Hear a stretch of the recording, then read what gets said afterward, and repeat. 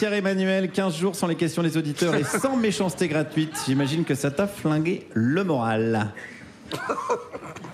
Pierre-Emmanuel Pierre-Emmanuel Oh Oui. C'est les questions des auditeurs. Ah, pardon, mille excuses, Guillaume. J'avais oublié de retirer mes boules caisses. C'est absolument inécoutable comme émission. Heureusement, c'est l'heure de la séquence écoutable. Vous le savez, depuis quelques semaines, j'ai mis en place un processus de renforcement positif auprès d'Aymeric en mettant en lumière ses qualités plutôt que ses défauts. Et certains d'entre vous se demandent probablement si cette méthode de coaching bienveillant lui a permis de progresser. Alors, juste avant l'émission, je lui ai demandé « Alors, Aymeric, t'es allé où pour les vacances ?» Il m'a regardé et m'a répondu « Oui ». Le renforcement positif, ça peut être long, alors on va continuer. C'est parti, jingle. Aymeric, il a plein de qualités, comme par exemple l'honnêteté.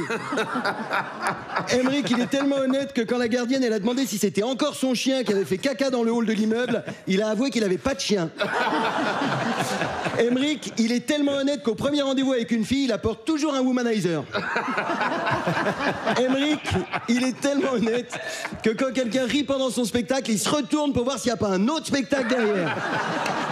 Mais intéressons-nous plutôt aux auditeurs. Et cette semaine, c'est Anka qui nous écrit de Saint-Roustan.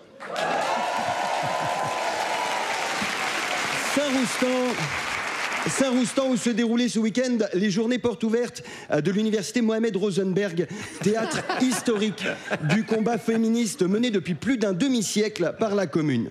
On se souvient que dès 1950, le maire Ferdinand Maurice avait interdit le port du voile dans l'établissement afin de libérer les femmes de la pression religieuse et patriarcale symbolisée par ce morceau de tissu.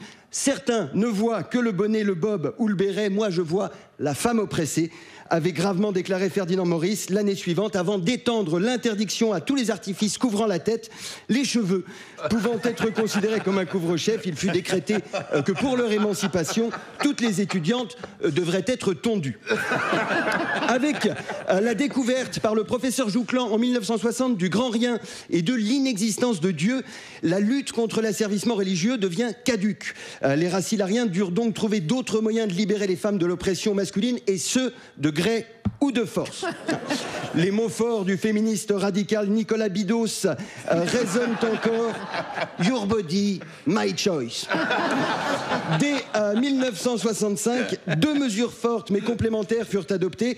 Tout d'abord, afin de préserver les étudiantes des regards libidineux de leurs camarades et de prévenir les agressions sexuelles, les mini-jupes, débardeurs et autres crop-tops furent bannis de l'université. Mais les femmes ne devant être sans cesse ramenées à leur condition féminine, les robes longues, les chemisiers et les cigarettes Vogue Super Slim Menthol furent également proscrits. Protégées grâce à l'interdiction des vêtements trop courts, affranchies grâce à l'interdiction des habits trop longs, entre 1967 et 1980, les racilariennes purent enfin profiter d'une éducation sereine à condition d'être entièrement nues.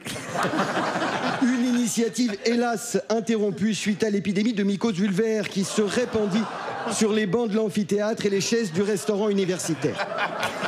En 1981 fut donc instaurée à l'université Mohamed Rosenberg la norme vestimentaire encore en vigueur de nos jours, pantalons, sweatshirt et cheveux courts pour tous, filles et garçons.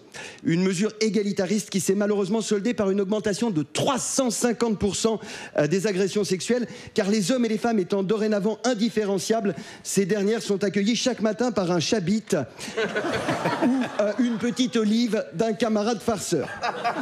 Mais revenons à Anka.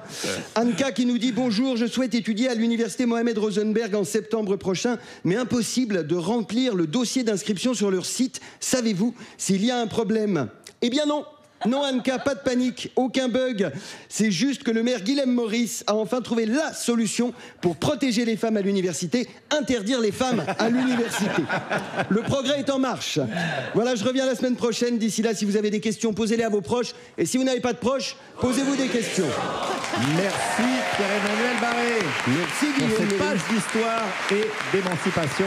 On peut retrouver cette chronique, comme toutes les autres chroniques, en podcast. Comme ça, vous êtes peinard, vous n'avez pas ce qui suit.